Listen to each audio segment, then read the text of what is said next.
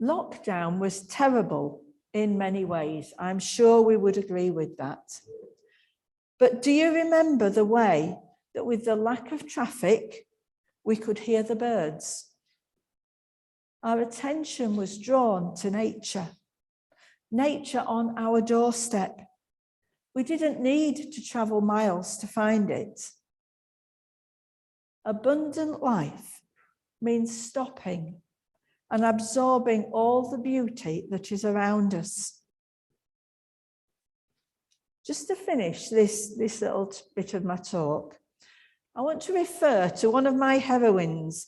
Back in 1120, Hildegard of Bingen, a lovely Christian lady who was around 500 years before Newton. She was an incredibly intelligent lady because she discovered Newton's laws of gravity. She knew all about that 500 years before the apple fell on Newton's head. But because she was a woman, she didn't get any credit for it. But one of the things that she said, and this is so insightful, all creation God gives to humankind to use. If this privilege is misused, God's justice permits creation to punish humanity. I'll say that again. All creation God gives to humankind to use.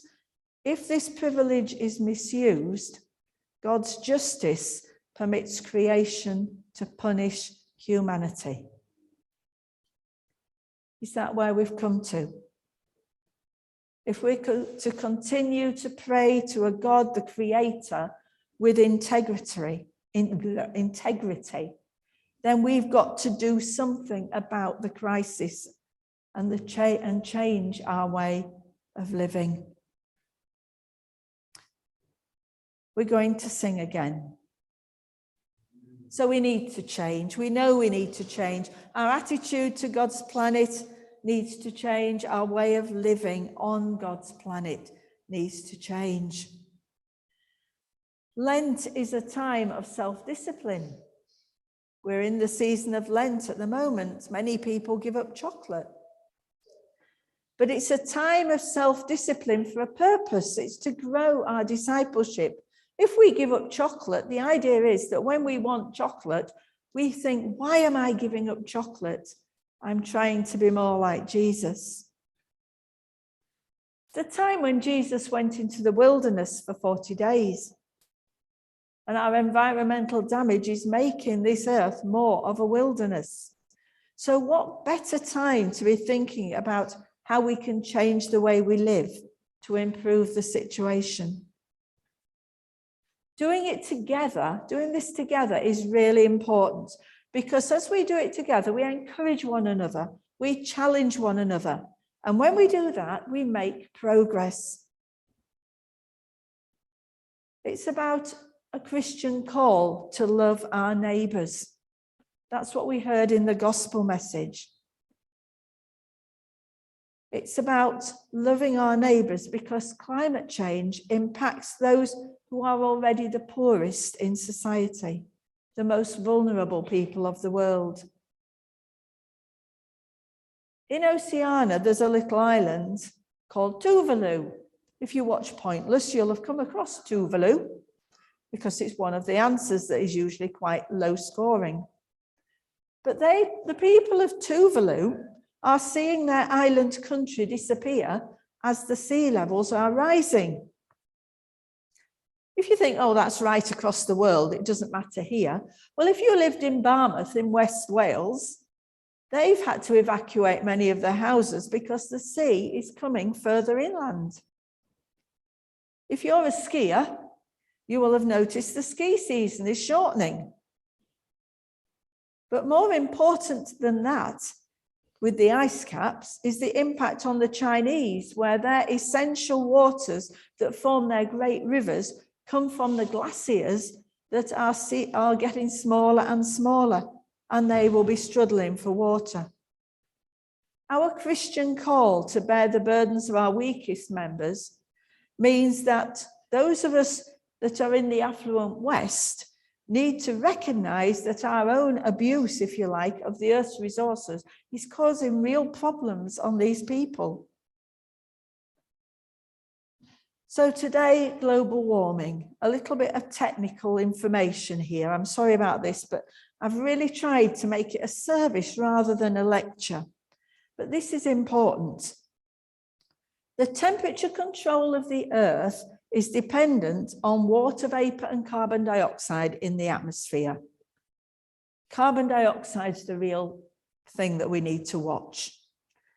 And that concentration has been about 0.03% for at least 800,000 years. 800,000 years. It was just right up to 1800 AD.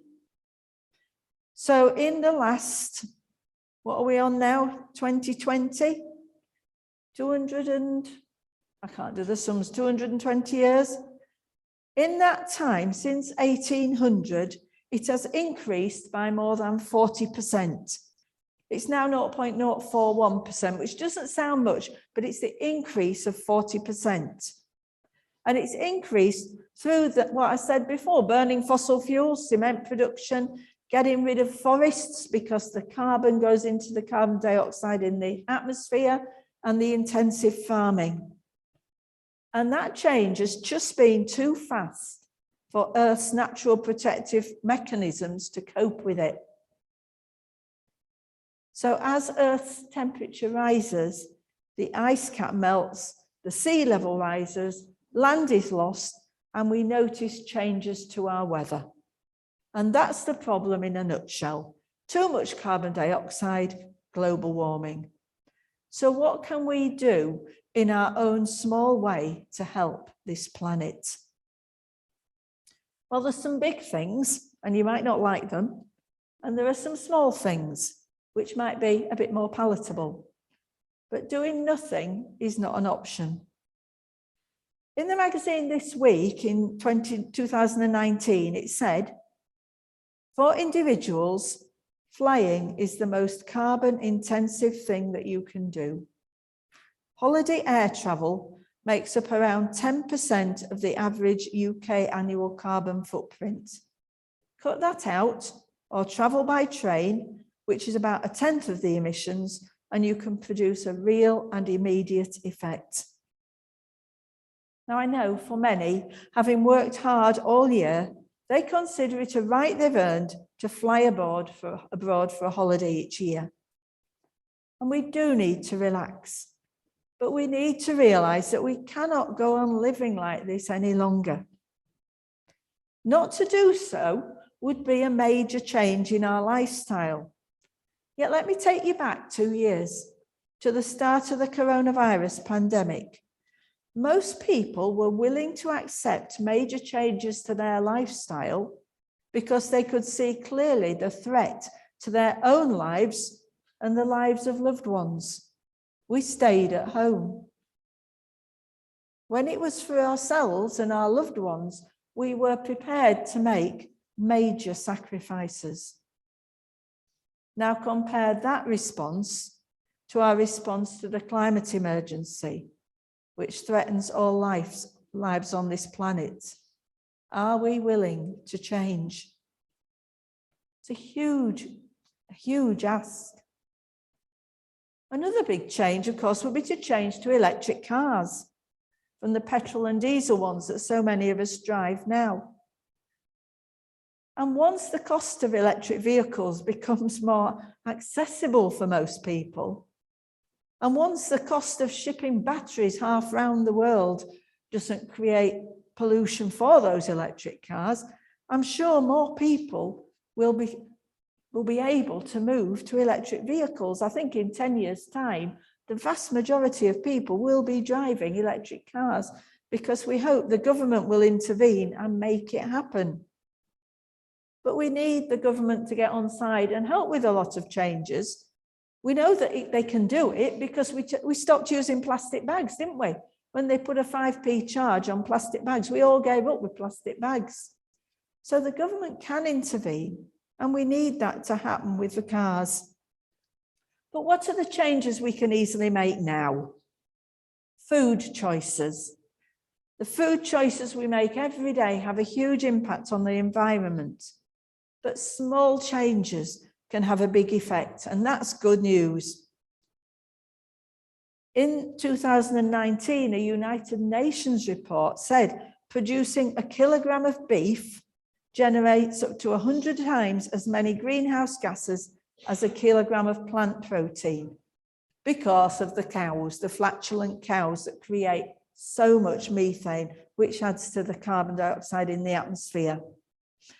And we might love our beef, but we can buy it from local farms and we cannot eat as much.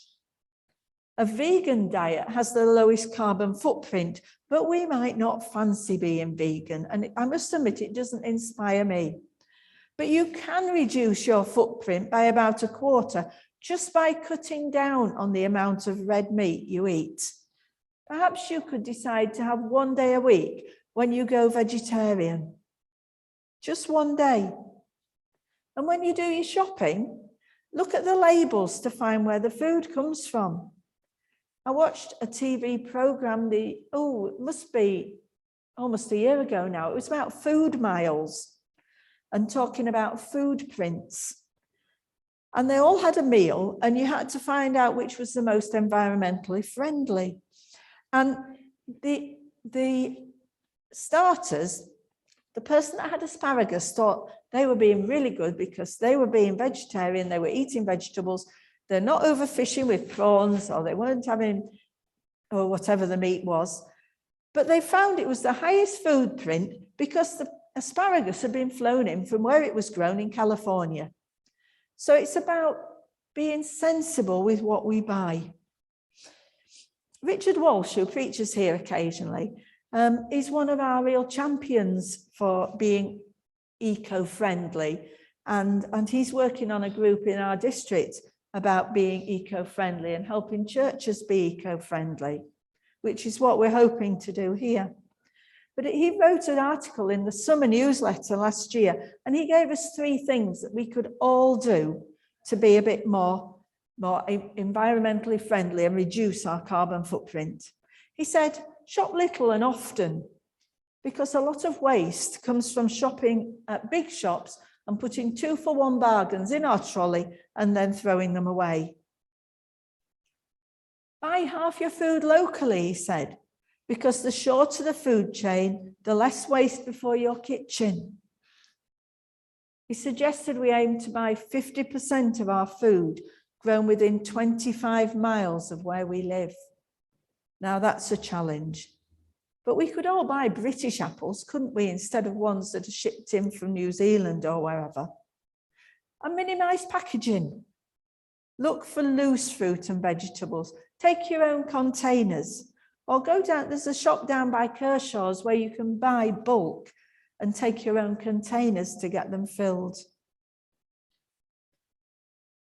Just to finish, this Lent, in our family, me and Rach, we're trying to do a living Lent challenge. That's our tree so far.